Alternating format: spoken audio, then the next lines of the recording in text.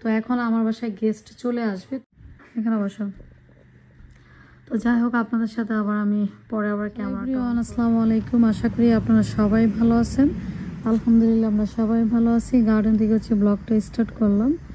আজকে আমার বাসায় গেস্ট আসবে দুপুরে, তাদেরকে আমার গার্ডেনের ফ্রেশ ভেজিটেবল রান্না করে খাওয়াবো। রান্না করব পুঁই শাকের এই যে ডগাগুলো দেখতেই পারছেন, এগুলো আমি রান্না করব ইলিশ মাছের লেজ আর মাথা দিয়ে রান্না করব। আর ইলিশ মাছও তাদের জন্য ফ্রাই করব। আর লাল শাক দিয়ে রান্না করব মোলা মাছ, লাউ পাতা ভর্তা করব। আর বাংলাদেশের মতন আমাদের এখানে এত ধরনের মাছ পাওয়া যায় না। বাংলাদেশে যেরকম অনেক ধরনের মাছ পাওয়া যায়, বোয়াল মাছ, রিডা মাছ, আড়ি মাছ, ট্যাংরা মাছ, তারপর কাজলকি মাছ, এত ধরনের মাছ আমাদের এখানে পাওয়া যায় না। গেস্ট আসলে আমি বোয়াল মাছ, আড় মাছ বা নদীর যে পাঙ্গাস বলে এগুলো রান্না করে খাওয়াবো। এগুলো আমাদের এখানে পাওয়া যায় না।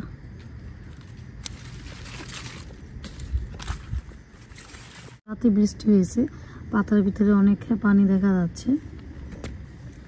বৃষ্টি হলেই দেখা যায় গাছ তাড়াতাড়ি বড় হয়ে যায়।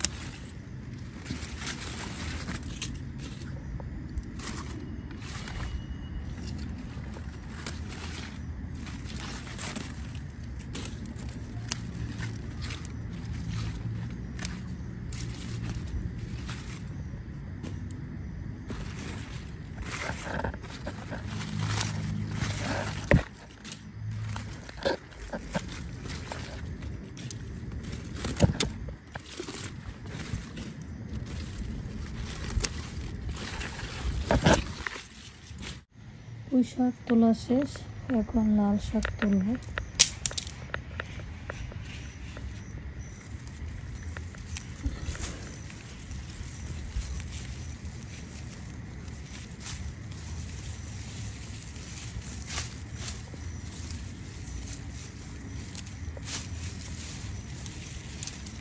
তো লাল শাকও তুলে ফেললাম, পরে শাকের গোড়া কাটবো। তো এখন হচ্ছে আমি লাল শাকের পাতা কাটবো।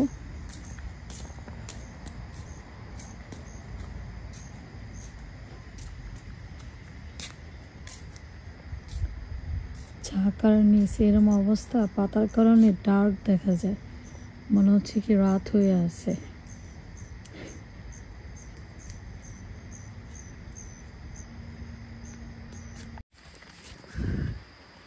এই যে এটা তোমার হাতে রাখো। আর এই যে দেখেন এখানে এখনো কয়টা লাউ বড় হয়ে আছে।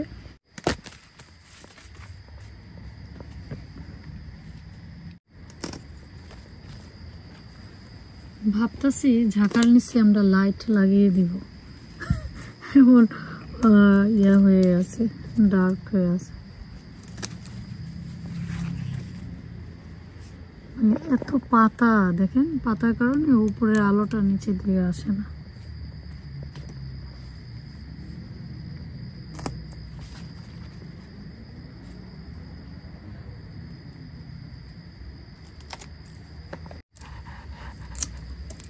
এখন এই যে এটা কাটবো।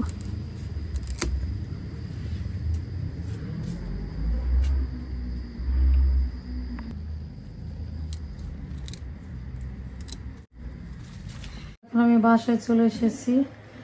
আর এই যে লাউ পাতা, এটা ভর্তা করব। আর এই যে লাল শাক মোলা মাছ দিয়ে রান্না করব। আপনারা সাথে থাকবেন, দেখতে থাকবেন। চিংড়ি মাছ ভুনা করা শেষ। আর এই যে আমি বিফ রান্না করেছি, বিফ একটু ঝোল রেখেছি মোলা মাছ লাল শাক দিয়ে। আর এখানেও আমি রান্না করেছি, দেখতে পারছেন, পুঁই শাক ইলিশ মাছের মাথা দিয়ে রান্না করেছি।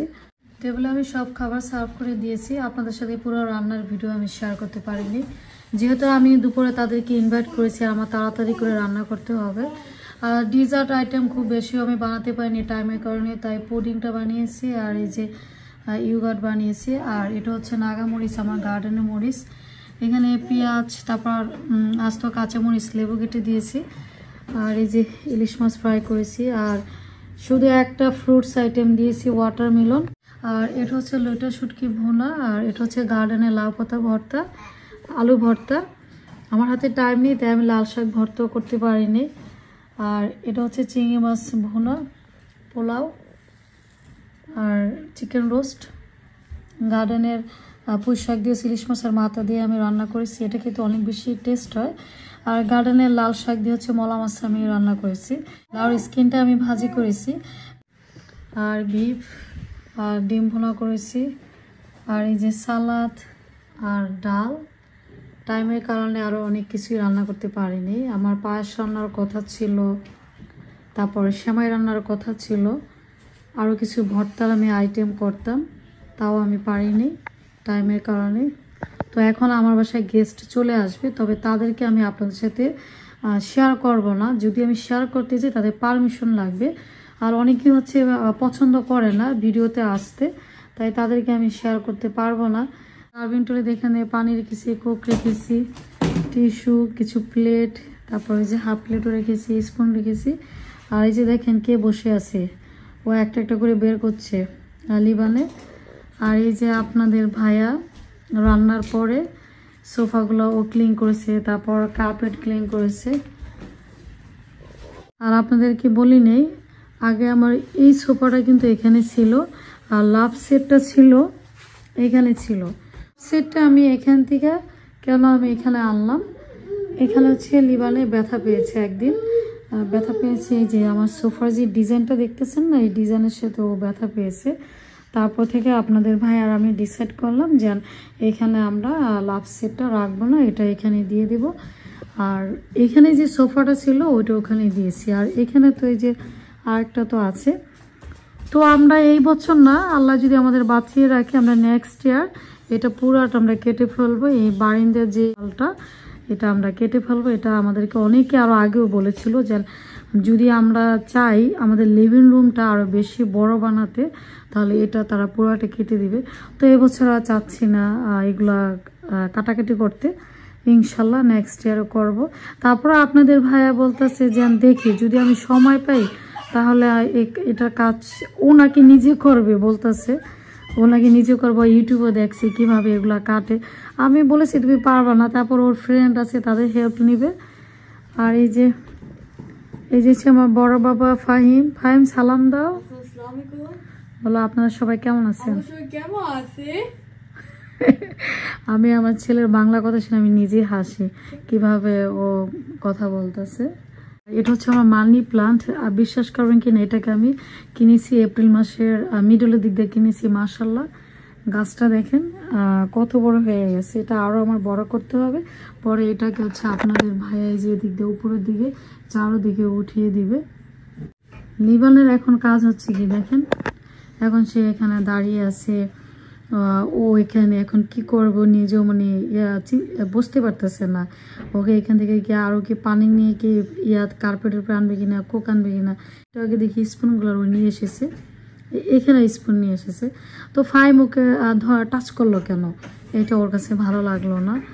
যেন আমি এটা আমার মন মতন এখানে আনবো, তুমি কেন টাচ করলো, কান্নাকাটি করলো। এখানে বসো। তো যাই হোক, আপনাদের সাথে আবার আমি পরে আবার ক্যামেরাটা অন করব। আমার বাসায় গেস্ট এখনই চলে আসতেছে। আমি তো শাওয়ার করে নামাজ পড়ে রেডি হয়ে কিন্তু আমি এখানে এখন ভিডিওটা করলাম আপনাদের জন্য। তো সবাই কিন্তু কমেন্ট করে বলবেন আমার রান্নাগুলো দেখতে কেমন হয়েছে। তবে আপনাদের কারোর তো আমি তো খাওয়াতে পারবো না, করার কিছু নাই। গেস্টরা চলে গেছে, তারা 1 ঘন্টার মতন ছিল। তারপর লেফট ওভার খাবারগুলো ফ্রিজে র্যাপিং করে রেখে দিলাম। আর এগুলো হচ্ছে আপনাদের ভাই ক্লিন করেছে, আমিও করেছি। হাঁড়ি ওগুলো কিচেনে দুজন মিলে আমাদের ঘরের কাজগুলো করা হয়, যেহেতু আমাদের হেল্পিং হ্যান্ড নেই। যখন বাসাটা ক্লিন করি first floor, second floor, third floor দুজন মিলেই কিন্তু ক্লিন করি। একজন যদি করতে যায় তাহলে তার অবস্থা খুবই খারাপ হয়ে যাবে। তো আমাদের দাওয়াতের ব্লগটা কেমন হয়েছে কমেন্ট করে বলবেন। আজ এই পর্যন্ত, ভালো থাকবেন, সুস্থ থাকবেন, আল্লাহ হাফেজ।